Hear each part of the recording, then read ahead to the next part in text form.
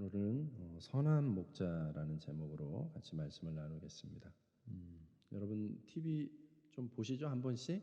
예, 어떤 프로그램 좋아하세요? 중년 남성들에게 가장 인기 있는 프로가 뭔지 아세요? 중년 남성들에게 나는 자연인이다. 저는 이 프로가 왜 인기 있는지 몰랐는데 언제부턴가 저도 이게 재밌어지기 시작했다는 게 슬픔으로 다가왔습니다. 이 프로그램이 이 프로그램을 재밌어하는 분들을 누군가 좀 분석을 했는데 조금 상태가 좀 별로 안 좋다, 뭐 이렇게 좀 지쳐 있다 이렇게 해석을 하는 경우가 좀 있더라고요. 좀 쉬고 싶고 뭔가 무거운 그 어떤 책임으로 묶여 있는 것으로부터 좀 자유하고 싶은 그 욕구가 있는 분들이 주로 이 자연인이다를 이렇게 많이 본다고 그럽니다. 우리 성도님들의 가정에도 그런 분들이 좀 계신 것 같네요. 우리 여성분들이 잘 알고 계신 거 보니까. 저 어릴 적에 이제 어른들이 TV 한 대 가지고 이제 같이 보잖아요. 어른들이 이렇게 볼 때에 다큐멘터리 동물의 왕국 요거 보는 게 조금 이해가 안 됐어요. 어린 나이에 그게 정말 재미없는데 참 세월이 무섭죠. 저도 그게 재밌어졌어요. 막 사자가 솥대를 막 헤집고 다니면서 사냥하는 모습, 치타와 염소가 막 벼랑 끝에서 서로 막 추격전하는 모습이 너무나 스릴 있고 또 재밌게 여겨지기도 합니다. 여러분 이 성경에도 보면은 이 동물의 왕국 같은 모습이 많이 나옵니다. 그 팔레스타인 광야, 유대 광야라고 하는 그곳이 이제 광야예요. 근데 그곳에 이제 다양한 맹수가 살았던 것 같아요. 그래서 성경에는 뭐 사자가 등장하기도 하고 곰이 등장하기도 하는데 실제로 가장 많이 사는 맹수 중에 하나가 줄무늬 하이에나라고 합니다. 그런데 이런 맹수들의 특징 중에 하나가 뭐냐면 야행성이라는 거예요. 낮에는 잠을 자다가 밤이 되면은 이 먹이 활동을 하는 것이죠. 그래서 닥치는 대로 사냥을 하는 게 이 맹수들의 특징이죠. 그래서 예수님 당시에는 이 팔레스타인 그 지역에서 목자들이 양을 칠 때, 가축을 칠 때에 항상 축사를 만들었습니다. 이 축사의 특징은 뭐냐면 이제 맹수들이 언제든지 공격해 올 수 있기 때문에 이 가축들을 보호해야만 했어요. 그래서 뒤쪽에는 이 축사의 뒤쪽에는 항상 어떤 절벽이라든지 아니면 낭떠러기 같은 협곡이라든지 이렇게 끝에 두고요. 이 끝으로는 이 뒤로는 이제 누군가가 이렇게 접근하기 어려운 그런 지형지물을 이용하고 이 앞으로 이제 돌담을 쌓는 거죠.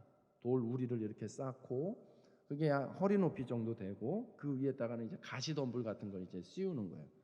그리고 그 안에다가 이제 가축들을 집어넣는 것이죠. 그리고 이 돌담의 한쪽 끝에다가 조그만한 문을 둡니다.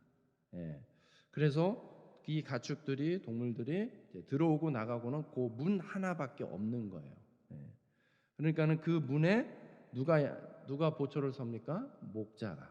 목자가 거기서 자는 거예요.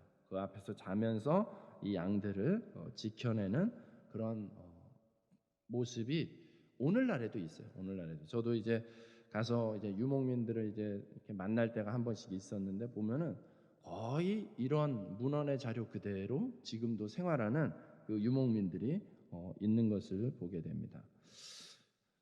그러니까는 목자의 허락 없이는 이 목자를 통하지 않고는 가축에게 누구도 함부로 접근할 수가 없다라는 그런 이미지를 생각해 보시면서 오늘 예수님이 하셨던 말씀을 떠올려 보시면 좋겠어요. 예수님은 스스로 자신을 향해서 나는 양의 문이다. 그 문을 얘기하는 거죠. 선한 목자다라고 말씀하시는 것은 어떤 의미를 가지고 하는 거겠어요? 양과 같은 우리 성도들, 백성들, 당신의 백성들을 어떻게 하시는 분? 지켜내시는 분. 지켜내시는 분의 이미지를 가지고 이렇게 이야기하는 것입니다. 그래서 우리는 그런 자부심을 가져야 돼요.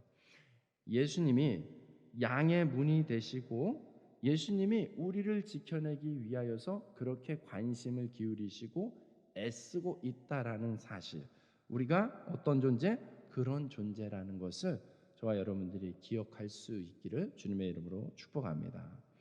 그러니까 엄밀히 말하자면 우리의 평안, 그 우리 안에 있는 가축들의 평안은 누구에게 달려 있어요? 전적으로 문이고 목자이시는 예수님께 달려 있는 것이죠. 우리 가축 스스로도 좀 편안하게 쉬고 싶고 밤이면 두 다리 뻗고 자고 싶고 이렇게 안식을 누리고 싶죠.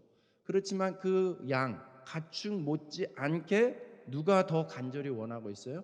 목자가 간절히 원하고 있는 것입니다. 왜 그럽니까? 목자의 존재의 이유가 거기에 있는 것이죠. 목자는 왜 존재해요? 가축을 위해서, 가축을 지켜내고 가축을 길러내기 위해서 목자가 존재하는 것이죠. 예수님이 자신을 그런 차원에서 오늘 문이라고도 표현하고 목자라고도 표현을 하고 있습니다. 여러분, 양의 문이 의미하는 것은 무엇이냐면 바로 구원의 문이고 공급의 문이 되는 것입니다. 문은 어떤 기능이 있어요? 사람이든 동물이든 우리는 문을 통해서 어느 또 다른 공간으로 들어가고 나오고 하게 됩니다. 그 말은 문 말고는 드나들 수 없다는 것을 이야기해요. 문이 있는데 문으로 다니지 않는 사람들을 뭐라고 얘기해요? 성경은 강도요, 절도자라고 이야기하는 것이죠. 멀쩡한 문이 있는데 돌담을 뜯고 들어온다? 이거는 정상적인 게 아닌 것이죠. 결코 선한 의도일 수가 없는 것이죠. 문으로 들어오는 사람은 평안이고 환영을 받고 들어오면은 문을 통해서 들어오면 쉼을 얻을 수가 있습니다. 예수님이 문이라는 것은 바로 예수님을 거쳐서 예수님을 통해서 들어올 때 진정한 평안을 누리고 환영을 받게 되는 것이고 진정한 쉼을 얻는다는 것을 의미하는 것이 되는 거죠. 문 말고 다른 곳으로 들어오는 자는 혹 다른 곳으로 들어가야 한다고 조장하는 사람들은 도둑놈이라는 것이죠. 도둑놈의 목적이 무엇이죠? 해를 끼치는 거예요. 손해를 끼치는 것이죠.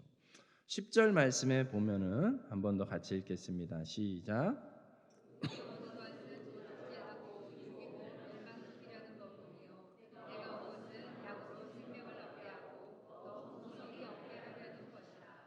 아멘. 여러분, 문으로 들어오지 않는 자, 도둑의 결국 목적은 죽이고 멸망시키기 위한 것이죠. 자기 만족을 위해서 그래요. 그래서 보면은 그 동물의 왕국 같은 그런 다큐들을 보면은 아니면 이제 그런 또 다른 것들을 보면은 이제 가축들이 있는 그 우리 안에 이 맹수가 뭐 여우나 살쾡이나 이런 것들이 들어가면은요, 한 마리가 그 몸집도 비슷하게 생긴 닭하고 비슷하게 생긴 그 맹수가 들어가서 한 번 들어가서 해집고 다니면은 몇 마리가 죽을 것 같습니까? 우리 안에 수백 마리, 수천 마리의 닭이 있거든요. 근데 이 맹수가 들어가서 살쾡이가 들어가서 이 닭을 잡아 먹을 때 많이 먹어봤자 지까지 게 얼마나 먹겠어요? 두 마리, 세 마리 먹으면 배 터지겠죠. 그런데 살쾡이가 한번 들어가서 죽이기 시작하면은요 수십 마리, 수백 마리가 죽어나갑니다. 왜요? 먹으려고 하는 게 아니에요. 먹으려고 하는 게 아니라 이 살쾡이는 그냥 자기 어떤 맹수적 본능에 의해서 공격을 하는 것이죠. 그래서 그냥 이유 없이 다 죽여버리는 거예요. 조금이라도 꼬꼬댁거리면 그냥 다 죽여버리는 거죠.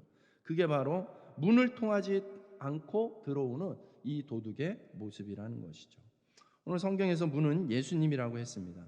성경이 가르쳐주고 있는 양의 문의 정의는 명확합니다. 사도행전 4장 11절에서 12절 말씀을 한 번 더 같이 읽겠습니다. 시작.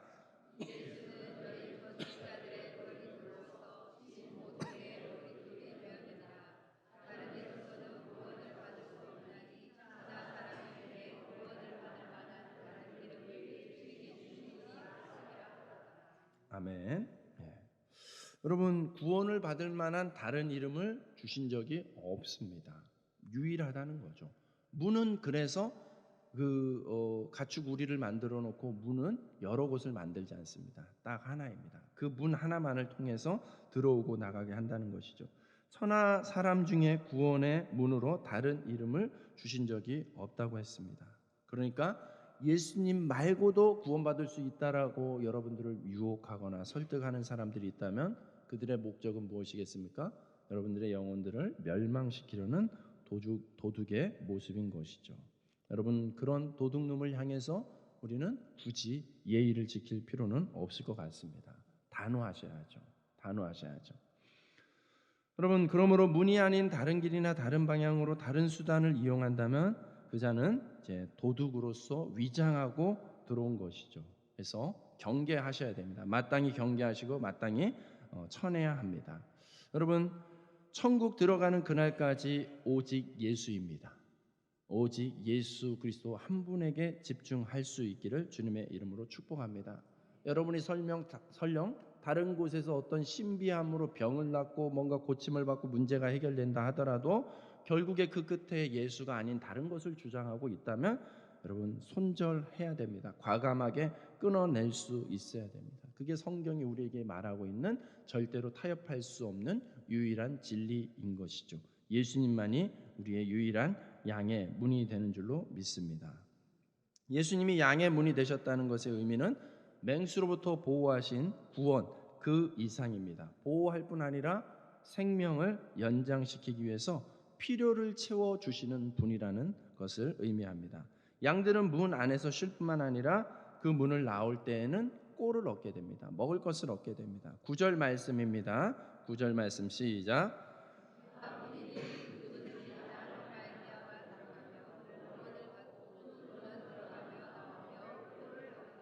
아멘. 네. 여러분, 문 대신 예수 그리스도 안에 들어가고 나오고 하는 것이 왜 중요합니까? 그 안에 구원을 받는 것뿐만 아니라 그걸 통해서 우리가 영과 육의 꼴을 얻게 된다는 것입니다. 예수님은 양들을 축사에 집어넣고 그냥 가둬놓는 걸로 끝내고 문을 안 열어주면 어떻게 되겠어요? 다 굶어 죽는 것이죠. 그런 분이 아니라는 것이죠. 들어오며 나가며 알맞은 필요한 꼴을 먹게 하십니다. 예수님은 우리의 공급자가 되시는 분인 줄로 믿습니다. 주님이 우리를 자기의 소유로 삼았을 때 이미 내려진 결정이라는 것이죠. 양들은 목자 앞에서 뭘 하면 됩니까? 들어오며 나가며 꼴을 얻기 위해서 양들은 울어대면 되는 거예요. 여러분 보세요. 동물의 왕국 같은 걸 자세히 보세요. 그런 다큐를 보세요. 양떼가 양무리들이요 주인 앞에 가서 그렇게 울어댑니다. 왜 울어대는 거예요? 먹을 거 달라고요. 먹을 거 달라고. 나 뭐가 필요한 거 있다, 뭐 불편한 거 있다, 이런 거를 티내는 것이죠. 그렇게 하면서 이제 주인은 목자는 그 필요를 안다는 것이죠. 축사 안에 들어온 양들에게 절대적으로 필요한 것이 뭐가 있겠습니까? 안에 들어왔으면 됐지 그렇게 끝내지 않습니다. 꼴을 먹임으로 그 안에서 잘 자라날 수 있도록 잘 성장할 수 있도록 하는 것입니다. 말씀을 잘 보십시오. 들어가면 구원을 얻고 그 다음에는 들어오며 나가며 꼴을 얻는다라고 했죠. 이것이 양들에게 주어진 권리입니다. 또한 주님의 목자 되신 주님의 의무이기도 합니다. 우리 삶의 필요들을 채우시고 공급해 주신다는 것에 대한 약속인 줄로 믿습니다. 그러므로 오늘 이 자리는 특별히 우리 2024년의 신임 기관장들이 헌신 예배를 드립니다. 그 장이 된다라는 것은 굉장히 한편으로는 무거운 자리이죠. 그래서 보통 장을 안 하려고 하시죠. 근데 순종하면서 아멘하면서 나오셨어요. 그 안에는 잘하고 싶은 마음도 있고 또 부담도 있고 그런 두려움과 떨림도 있을 것입니다. 오늘 이 말씀을 빗대어서 적용해서 생각해 본다면 주께서 양의 문이 되시고 목자 되시는 주님께서 우리의 필요를 아시고 채우신다라는 사실이 여러분에게 위로가 되기를 바랍니다. 그래서 좋은 기관장이 되도록, 회장이 되도록, 위원장이 되도록 여러분 주님 앞에 가서 울어대시길 바랍니다. 주님 앞에 가서 구할 수 있기 바랍니다. 그럴 때 주님께서 필요한 지혜를 주시고 리더십을 주시고 맡겨진 영혼들을 돌아볼 수 있는 목자의 마음까지도 주실 줄로 믿습니다. 여러분, 우리 예수님은 우리가 무엇을 먹는가에 대해서 관심이 많으시죠. 요한복음 6장 5절에 보면은 오병이어의 역사가 있을 때에 빌립에게 예수님께서 먼저 그렇게 얘기하세요. 우리가 어디서 떡을 사서 이 사람들을 먹이겠느냐. 많은 사람들이 예수님의 말씀에 그냥 너무 좋아가지고 몰려들었죠. 근데 보니까 이제 먹을 때가 됐거든요. 식사 때가 됐는데 광야예요, 광야. 아무것도 없어요, 주변에. 그러니까 이 사람들을 어디서 먹여야 되겠느냐 하면서 빌립에게, 그 제자들에게 그것에 관심을 갖도록 유도하시는 예수님의 모습을 보게 된다라는 거예요. 예수님의 관심은 모인 무리들이 굶주리지 않게 하는 것입니다. 그것이 영적인 것이든 육적인 것이든 마찬가지요. 동일한 것입니다. 그러한 필요들이 있다면 당연히 채우려고 하는 것이 예수님이 우리를 향해서 가지고 계신 변함없는 마음인 줄로 믿습니다. 예수님도 육적인 것에 신경을 썼는데 우리가 만약에 육적인 것이라고 해서 무시하려고 한다면 그것은 자칫하면 예수님의 그런 자세를 또 무시하는 꼴이 될 수도 있다는 것이죠. 예수님이 이처럼 육적인 것에 마음을 쓰신 이유가 무엇입니까? 오병이어의 기적이 왜 일어났습니까? 주님이 그들을 불쌍히 여기셨다라고 합니다. 불쌍히 여기는 것, 그것은 너무나 중요한 마음이죠. 그래서 어떤 은혜 받은 사람들은요, 하나님의 은혜를 입은 사람들은요, 사람들을 바라보는 마음밭이 달라져 있는 것을 보게 됩니다. 긍휼의 마음으로 바라보기 시작하는 거예요. 어떤 대상을 볼 때에 미움이나 경쟁의 대상이 아닌 긍휼의 마음으로 바라보기 시작한다면 그 안에 은혜가 충만한 것인 줄로 믿습니다. 왜냐하면 주님이 우리에게 그렇게 바라보셨어요. 주님은 우리를 참 긍휼히 여겨주셨어요. 그렇기 때문에 주고 또 주고 싶어 하셨던 예수님의 모습을 보게 됩니다. 그 예수님이 우리 안에 들어와 계시기 때문에 우리가 은혜가 충만하다면, 예수의 영으로 예수의 말씀으로 충만하다면 여러분 당연히 마땅히 우리에게도 그와 같은 모습이 나타나는 것이죠. 긍휼한 마음으로 내가 뭘 줄 거는 없을까? 내가 뭔가 더 주고 싶은데 이러한 마음으로 사람을 대할 수 있게 되는 것이죠. 여러분 마태복음 7장 11절 말씀인데 우리가 좋아하는 말씀 중에 하나예요. 같이 한번 읽어볼까요? 시작.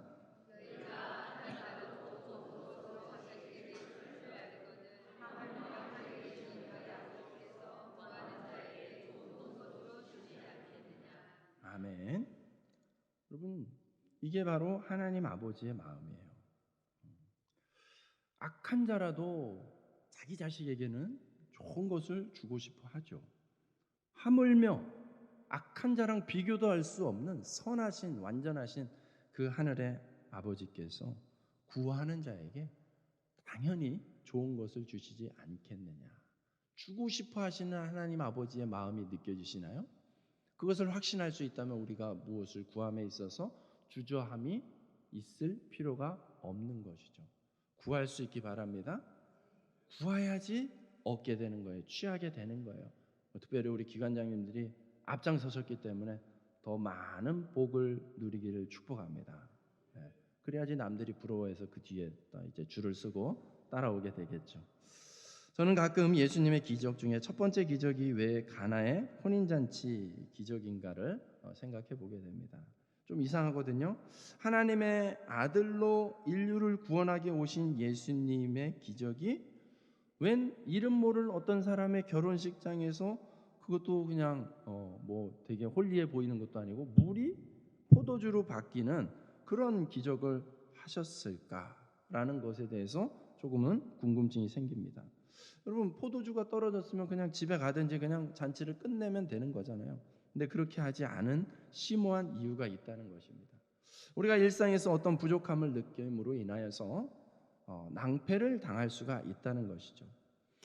여러분 이 결혼식 잔치가 이 이스라엘의 문화는 며칠 동안 계속이 되는 거예요. 그러면서 오는 손님들을 계속해서 대접하고 공급해야 되는데 가장 메인 음식인 가장 핵심이 되는 포도주가 떨어졌다. 그래서 손님 대접을 못한다. 주인에게 있어서 굉장한 수치죠. 그렇게 당황스러운 것이죠. 그것에 대해서 우리 주님이 외면하지 않으시는 모습을 보여주고 있다라는 것이죠. 마찬가지예요. 우리의 일상 가운데서 우리가 무언가의 부족함으로 인하여서 낭패를 당했을 때 주님께서는 외면하지 않으십니다. 구하는 이에게 때가 아님에도 아직 당신의 때를 드러나지 않을 때라고 얘기했음에도 불구하고 우리 주님께서 마땅히 기적을 나타내시고 공급해 주시는 분인 줄로 믿습니다. 여러분, 예수님을 초청하면, 양의 문으로 들어가면 구원을 얻고 들어오며 나가며 꼴을 먹는다는 것을 보여주고 있는 기적이 아닐 수 없습니다. 여러분의 요청도 우리 주님께서 당연히 귀하게 여겨 주실 줄로 믿습니다. 우리 자신이 생각해도 이런 것까지도 응답하실까라는 부분들 있지요. 여러분들이 제안하시지 마시기 바랍니다. 그것을 들어주고 안 들어주고는 주님의 몫이지 우리가 주님의 몫을 대신할 필요가 없습니다. 여러분, 그냥 구하십시오. 필요가 있다면 마음껏 구하시고 주님께서 그것을 어떤 식으로 채워주실지에 대해서는 여러분 믿음의 눈을 가지고 주님을 신뢰하는 마음을 가지고 바라보신다면 모든 기도가 반드시 응답된다라는 사실을 깨닫고 경험하게 될 줄로 믿습니다. 특별히 오늘 말씀 가운데서 선한 목자라고 그렇게 표현을 합니다. 선한 목자의 개념 안에는 단지 양의 필요를 채워주고 돌봐주는 목자 정도가 아니라 그 이상의 의미가 담겨져 있습니다. 11절과 12절 말씀 한 번 더 같이 읽겠습니다. 시작.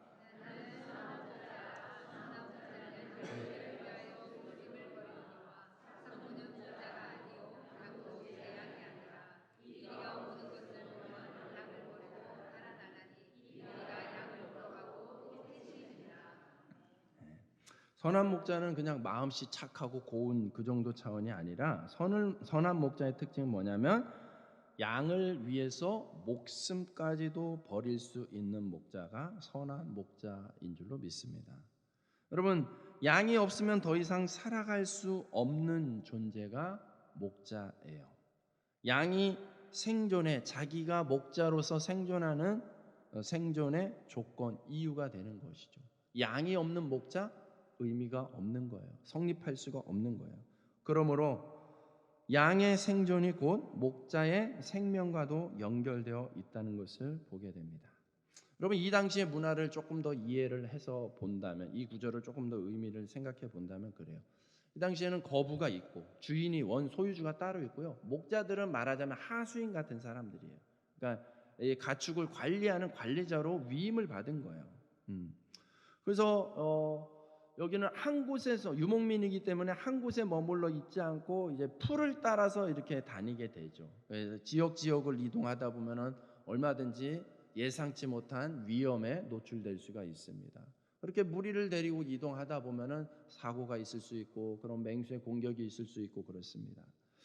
그런데 여러분, 애초에 이 가축의 주인하고 목자하고 계약을 맺는 것이죠.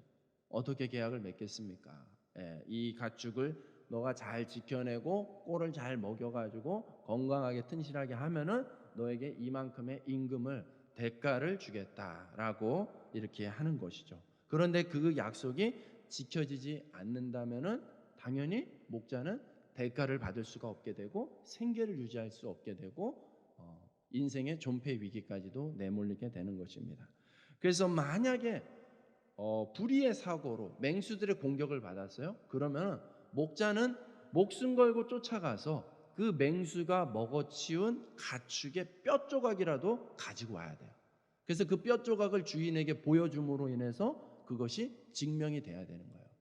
그렇지 않으면 이 목자의 말을 어떻게 듣습니까? 야, 너가 꼽을 쳤는지 어떻게 알아? 이렇게 되는 것이죠. 그러면은 버림받게 되는 것이죠.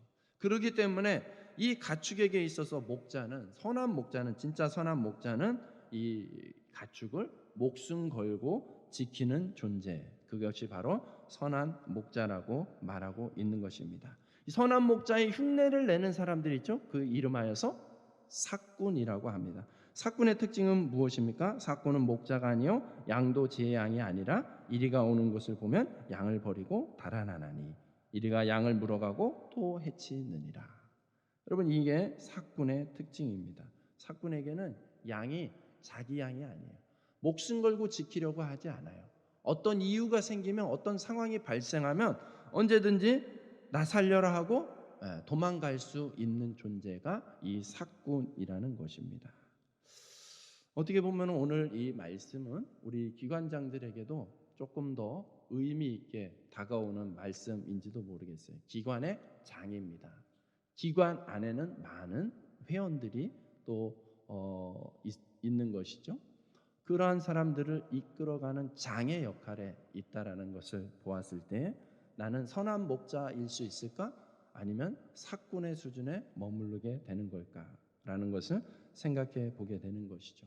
오늘 말씀을 우리의 각자의 있는 자리에서 적용을 해본다면 나는 나에게 맡겨진 그 양들에 대해서 내 목숨을 걸고 지켜낼 수 있는 것인가? 내 목숨과 맡겨진 그 영혼들 대상들과 내 목숨을 일치시켜서 살아가고 있는가? 아니면 그냥 언제든지 상황이 발생하면 버리고 도망갈 수 있는 것인가? 라는 걸 생각해 볼 때 우리에게 많은 무게감을 전해주는 말씀인 것 같습니다. 요한복음 21장에 가면 예수님께서 실패한 베드로에게 내 양을 먹이라고 당부하는 장면이 나옵니다. 이 장면이 우리에게 큰 책임감을 느끼게 해줍니다. 예수님께서 맡기시는 나의 양은 어떤 양일까? 저마다야 주님께서 양을 맡겨주시는데 그 양은 어떤 양일까? 맹수에게서 목숨을 걸고 지켜낸 양이라는 사실이죠. 그런 양을 대신 목양하는 역할을 맡길 때에는 두 가지 부분에서 감동이 되는 것이죠. 첫째는 나를 얼마나 신뢰했으면 주님께서 목숨 걸고 지켜낸 그 양, 살려낸 그 양을 나에게 맡기셨을까라는 책임감이 느껴지는 것입니다. 둘째는 주님이 양을 맡길 때에 기대하신 것은 들어오며 나가며 꼴을 먹게 하는 것이 아니겠는가. 그래서 나에게 맡겨진 양이 생명을 지키고 있는 것도 중요하지만 더 나아가서 꼴을 먹어야 되는 것이죠. 자라가야 되는 것이죠. 함께 성장해 가야 되는 것이죠. 사랑하는 여러분, 오늘은 특별히 기관장님들이 계시니까 대표적으로 계속 이야기했지만 이 말씀 우리 모두에게 실은 적용이 되는 것이죠. 여러분, 베드로도 특별한 사람이 아니라 베드로도 그냥 하나님 주님께 부름받은 한 영혼이에요. 그리고 그 사람에게 주님께서 영혼들을 맡기신다고 했어요. 우리도 저마다 주님께서 맡기시는 영혼들이 있습니다. 그게 우리의 가족일 수도 있고 이웃일 수도 있고 친구일 수도 있고 또 교회적으로는 우리 같은 전도회 회원일 수도 있고 또 같은 목장의 목원들일 수도 있습니다. 그들을 볼 때에 여러분 주님이 우리에게 들려주시는 말씀을 우리가 생각할 수 있기 바랍니다. 내 양을 먹이라. 내 양을 먹이라. 우리가 우리에게 맡기신 양들, 우리에게 맡기신 이 지체들, 우리에게 맡기신 이 공동체 우리 동역자들 함께 세워갈 수 있기를, 함께 꼴을 먹여가면서 함께 성장해 갈 수 있기를 주님의 이름으로 축복합니다.